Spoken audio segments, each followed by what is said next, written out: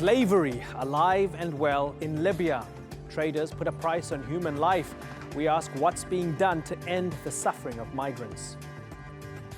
Also on today's program, when speaking out about Israel costs you your job. We speak with Rima Khalaf, who quit the UN after accusing the Israeli government of apartheid. And two very different Independence Days in Syria. Damascus celebrates the past, while besieged residents of Homs farewell their homes. I'm Imran Garda, and this is the Newsmakers.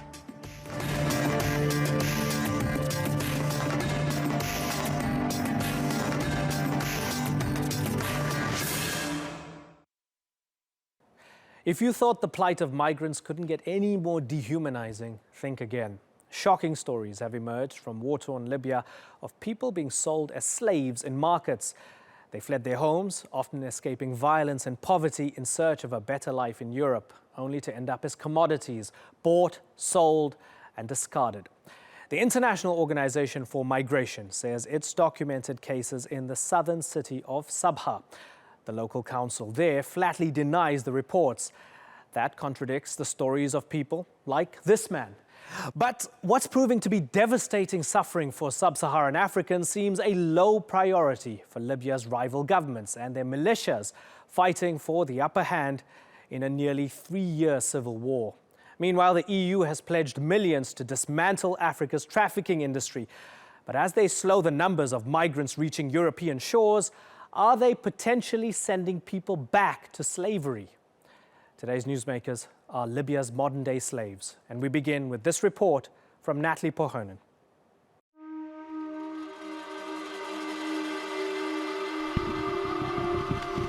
Libya's stretch of the Mediterranean is the final frontier for many migrants and refugees heading towards Europe. It's a dangerous crossing, with no guarantees of reaching European waters or rescuers. But to even make it this far, some migrants are risking being caught up in modern-day slavery. Babuja Samba wanted to get to Europe. He paid people smugglers to take him from his home in the Gambia to Tripoli. But when he arrived in the Libyan city of Sabha, the smugglers demanded money he didn't have. He says he was held against his will and forced to work to pay them off. Because what I experienced there, it's just like a slavery is running in Libya for the blacks. They said slavery is finished, but this.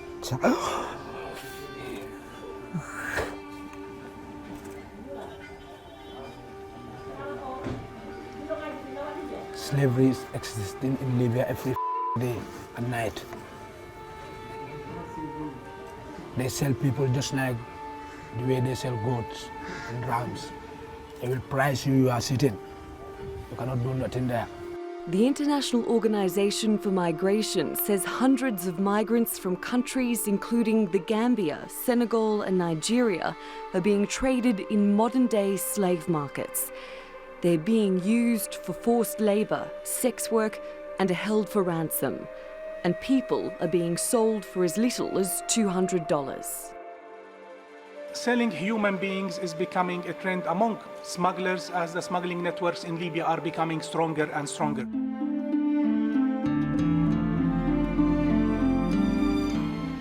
Libya has long been a key departure point for migrants dreaming of a new life in Europe. But its role as a people-smuggling hub has flourished since the ousting of Muammar Gaddafi in 2011. There is no single government in charge of the whole country or overseeing the rights of migrants. Some Libyan authorities have been repatriating migrants back to sub-Saharan Africa with the help of the UN. So I wish if I can go to Europe, but I cannot make it, so I have to go back to my country. But people continue to come, and their desire to reach Europe is what makes them vulnerable to smugglers, slavery and the sea. Natalie Pohonen, The Newsmakers. Well, to discuss this, I'm joined now from Niger's capital, Niamey, by Giuseppe Loprete. He's the Chief of Mission at the International Organization for Migration in Niger. Also joining me from Northampton in the UK is Juma El-Gamati. He's the head of Libya's Tahrir Party and part of the UN-backed Libyan Political Dialogue Group. And from London, Libyan analyst Dr. Abdul Aziz. Gentlemen, thank you very much for joining us. Giuseppe Loprete, let me start with you because slavery, what an incredible thing to be happening in 2017. From everything you have heard, from everything that you have seen, from all the reports that you have from the field, is it absolutely confirmed that this is happening and happening on a large scale? The IOM in Niger has facilitated the voluntary return of 6,500 migrants in 2016, and unfortunately all of them have stories of slavery, ransom, racket exploitation, physical abuse, psychological abuse, sexual abuse, and lastly we heard about this description of what is going on in Sebai, maybe in other villages, about this slave market. We know it is a strong word, but we couldn't find another definition of the situation right now. Of course, we are not there, but all we know is from the migrants coming back. Okay, and that paints a pretty sordid picture there. Let's bring in Juma El-Gamati. So Juma El-Gamati, when we read the news, we see that the EU gives 200 million euros to Libya's UN-backed government to reinforce its coast guard, to disrupt the people smuggling networks, to put a stop to people drowning in the sea trying to make it to Europe. And then on the other hand, we're hearing that people who stay or people who are sent back are being literally sold into slavery. Is this the Libya that you fought for? Absolutely not, and I don't think this is a true picture of what's going on. There is absolutely no such thing as slavery in Libya. This is the man from the International Organization of Migration saying it's happening. They've got account after account of people. I've read account after account. I mean, so what is this, just made up? Well, I hope you are going to allow me to answer your questions, unless you want to ask and answer the questions at the same time. Let me explain. We Libyans, the Libyan society, we are very decent people. We do not believe in slavery. It's against our religion. I haven't asked whether Libyan people are decent people. I'm asking if slavery is taking place right now and if this is the Libya you fought for, given the abundant evidence that it seems to be taking place, sir. No, absolutely not. There is no such thing as slavery. However, there is kidnapping, there is people who have been held against their will, and that's happening not just to foreigners, but it's happening to Libyans as well, because the security situation in Libya is very fluid. Yes. There is instability, there is lack of security, and there is kidnapping for money that happens to Libyans as well as non-Libyans. This story about slavery is absolutely false. And by the way, if I was a migrant who just arrived on the shores of Italy and I am faced with being deported back to Libya or to my own country of origin in Africa, of course I will claim that if you send me back to Libya, I will be traded as a slave, because that will give me the most powerful ground for claiming asylum. And I think they should be giving asylum if that's the case. And by the way, you know this, you're able to psychoanalyze those migrants reaching Lampedusa and other parts of Italy. You know their story is exactly how. What I'm saying is there is kidnapping, there is people held against their will because of the situation. The security situation is very fluid in Libya. There is no stability, but it is not slavery, and it's happening to Libyans as well as non-Libyans. And if these migrants, by the way, if we are going to blame Libya, we have to remember that Libya is not the source of the problem. Libya is only a transit route, and Libya is suffering from this phenomenon badly as well. And I think the IOM, the UN, and the European Union should bear their responsibility. First of all, they should guarantee the safe transfer of all these migrants from Libya to Europe, where they want to go, where they wish to end up, and they should grant them asylum straight away. And that way, they guarantee their basic right of not being subjected to such bad treatment like kidnapping or holding against their will, so or being asked for money. Dr. Abdulaziz. Dr. Abdulaziz, do you agree with Juma El-Gamati? In a part of what he's saying, yes, I am agreeing, but the problem is there's not Libyan, only Libya about the illegal migrant. This is the organized crime across the whole world. There is a kind of the same situation between Mexico and the United States. Also, from I'm sorry, people who've sir, been there are no reports of slavery in Mexico and the China United States. I'm sorry to interrupt you. There's no report. Organized crime, I'm really sorry. Working around if the world you give me a second, I'm sorry, sir. I can't let you get away with this. I'm sorry, sir. I can't let you get away with this. You can't say there's the same going on in Mexico and the US. There's no states. It's actually stateless. And the organized crime or the criminals, they do whatever they like with the Libyan people or with the foreigners. And this is those kind of reports actually upset everybody, upset the Libyan, upset the African, upset all. But what we shall do for this problem, where is the European Union need to put his money? Is it in Libya only, or he need to put it in the source of the people, in West Africa and the African countries, improving their economy situation? Those young men, they are desperate because if they stay in their country, they will die from the economics problems in their countries, disease, education, all these kind of problems, and they are willing to take the risk. And this is the one of the risk, actually, and it's very bad. This is one of the risks, which is slavery again. I mean, I don't want to minimize the fact that we have credible reports of slavery here. Let me bring in Jumal Gamati. Is the main problem that you have two competing governments? You have the UN-backed government, but then on the other hand, you also have General Haftar, who is supported by the likes of Russia. So that makes him much bigger than just a roaming militia. Will this continue for as long as the Libyans can't be unified under a single government? The issue of illegal immigration through Libya and using Libya as a convenient transit to Europe has been around for many, many years. It was there even during the Gaddafi regime, when Gaddafi was in total charge of security and security was very, very tight. Again, we cannot blame this on Libya. You see, this is really absolutely ridiculous. The EU, the IOM, the UN are dodging their international responsibility and their moral responsibility against their people, and they are now blaming Libya and dumping this problem on Libya. They want to send these refugees back who cross the Mediterranean, risk their lives to get to Europe. They deny them their right of claiming asylum or whatever it is, according to international law. They want to dump them back on Libya and blame Libya. Libya is just a transit. You talk about Gambia, Senegal, and Nigeria, where these people come from. These countries have embassies in Libya. Why don't they look after their citizens when they illegally let's pose this enter to Giuseppe These Loprete. people have entered Libya illegally. Okay, sir, you've made a bunch of points. Giuseppe Loprete, are you dumping your problems on Libya?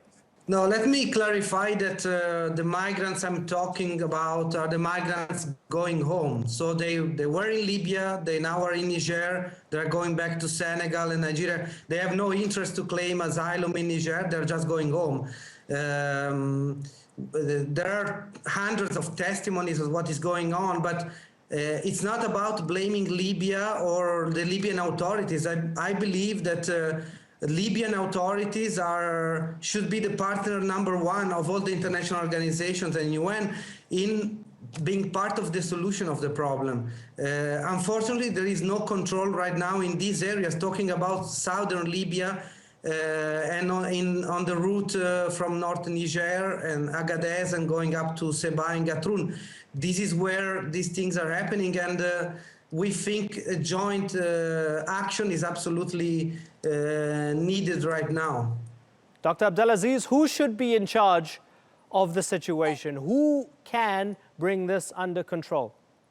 There is two bodies, actually. The first body we should blame is the African Union, where it is, where is their government, where is the prime ministers to put a whole project for these people, for these kind of people, which is across many countries in sub-Sahara region or in West Africa. The other body is the international United Nations, or IOM, which is IOM.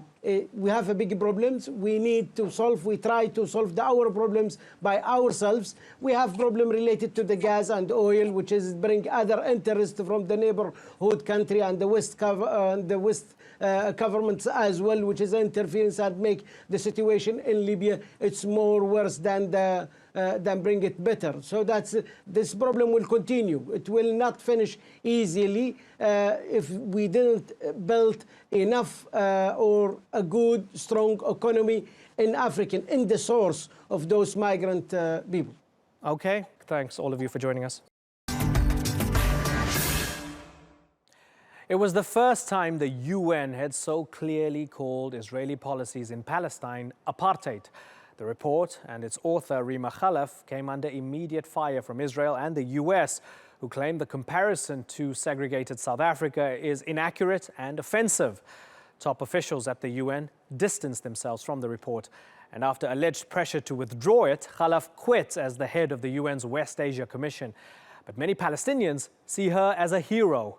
We'll speak with Rima Khalaf in just a minute. But first, this report from Sandra Gutman.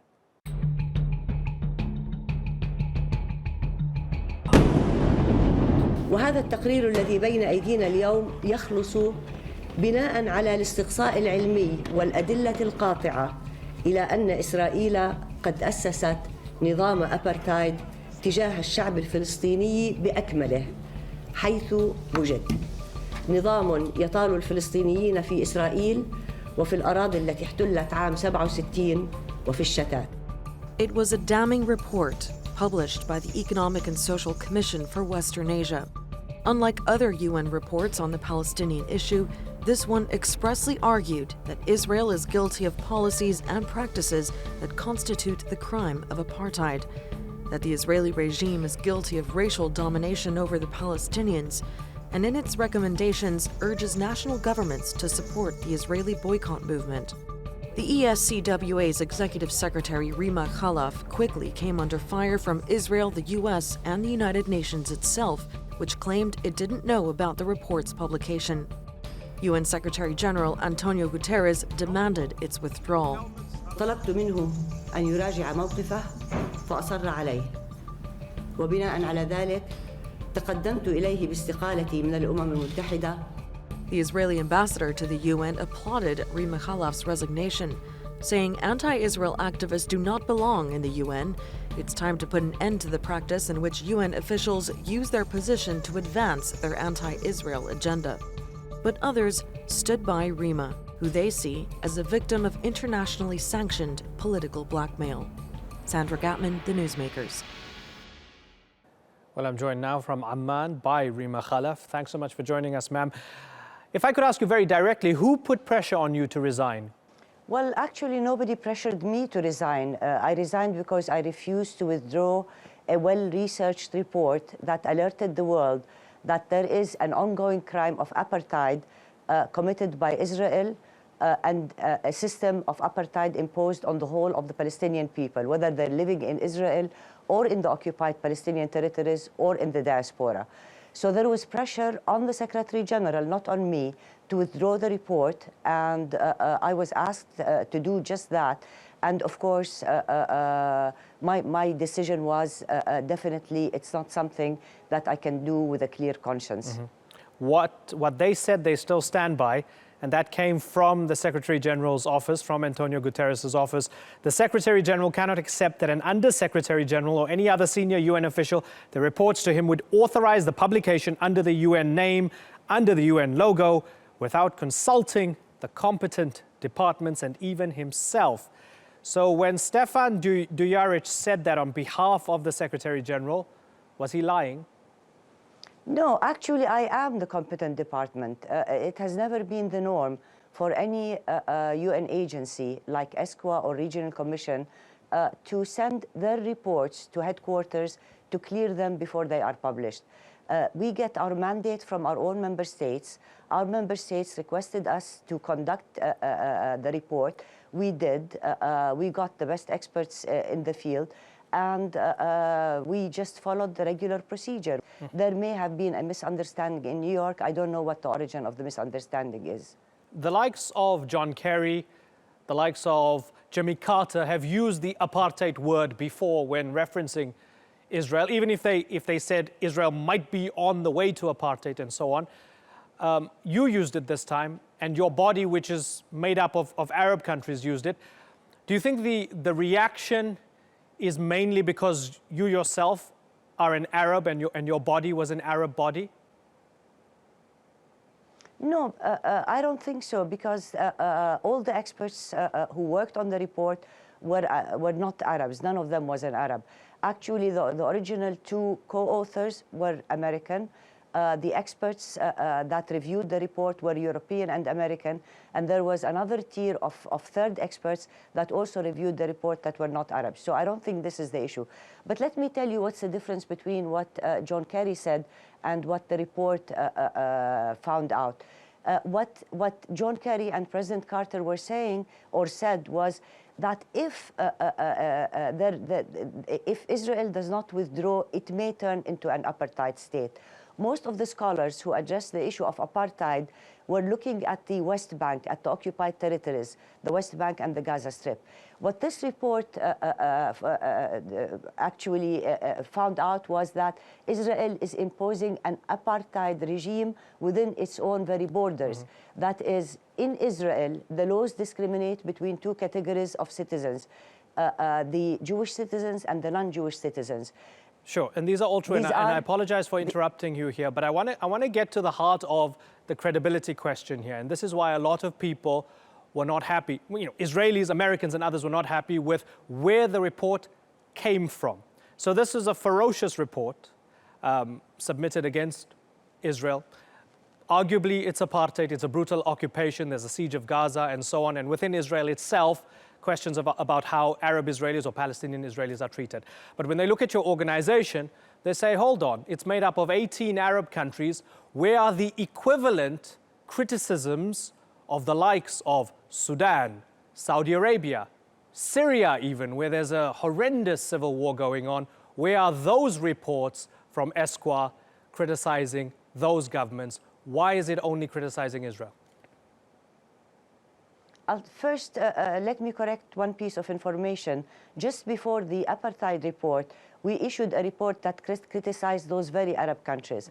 But when you say that it's the 18 Arab countries who mandated the report, those are the very same Arab countries that came up with the Arab Peace Initiative. Yeah. Absolutely. So those countries, vis-a-vis Israel and the Palestinians, they came up with the Arab Peace Initiative. But then I ask you again, you were in the position from 2010 to 2017. So that's 7 years. That's basically roughly the time of the Syrian war. The Syrian war has been going on for 6.5 years. And I look at the headlines of the reports that came from Esquire when it relates to Syria. They go, assessing the impact of the conflict on the Syrian economy and looking beyond, or conflict in the Syrian Arab Republic, macroeconomic implications and obstacles to achieving the Millennium Development Goals. So undoubtedly, you're dealing with the issues within Syria, but that's a far cry from the report on Israel, which is Israeli practices towards the Palestinian people and the question of apartheid. And the report also says Israel has established an apartheid regime that dominates the Palestinian people as a whole. So again, where's the tough language on Syria? Is it because Syria is a member of Esquire, so you can't use that tough language on them? No, this is, we actually, in January, we published a report called Injustice in the Arab World. And we addressed all the injustices that has been inflicted on Arab peoples, and in many cases by their own regimes. There is a full section on the Syrian war and the responsibility of the regime, the atrocities that were committed during and before the civil war. We talk about forced disappearances. We talk about people, women raped in prisons. We talk about people, 17,000 persons killed in Syria. So it's all covered there. So nobody can accuse us of focusing on one country. We didn't single out Israel. Actually, I can say that Israel singles out itself because it is really the only country that is currently accused or guilty of the crime of apartheid. Let me make one other distinction. I'm not saying that many Arab regimes or probably some of our own member states do not discriminate among their people. But there's a difference between de facto discrimination and discrimination that is built in into the legal structure of the country. In Arab countries, you will find some discrimination, but like any other country, this discrimination is against the law. In Israel, it is part of the law. Israel is the only country where equality is not a basic principle in its basic law. When you don't have equality as a basic principle, it means citizens who are treated as unequal citizens cannot even address or take their grievances to court, because court does not give them equal citizenship or equal rights. So we need to differentiate between what's happening in Arab countries, and there are lots of injustices, and what's happening in Israel. Which is the difference between apartheid and between bad governance or sometimes brutal governance. Mm-hmm. Rima Khalaf, it's been a pleasure talking to you. Thank you very much for coming on the program. In today's Picture This, Syria has commemorated its Independence Day, which marks the end of the French mandate when the last French soldier evacuated the country 7 decades ago. But today, a very different kind of evacuation is taking place. Take a look.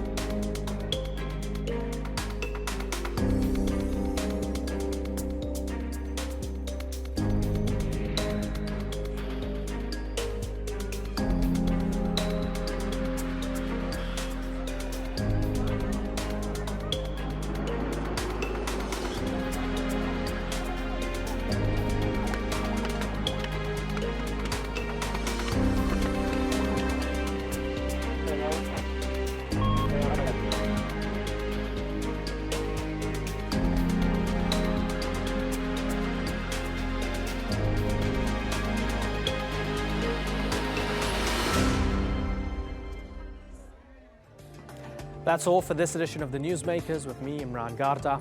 Thank you for watching. Bye-bye.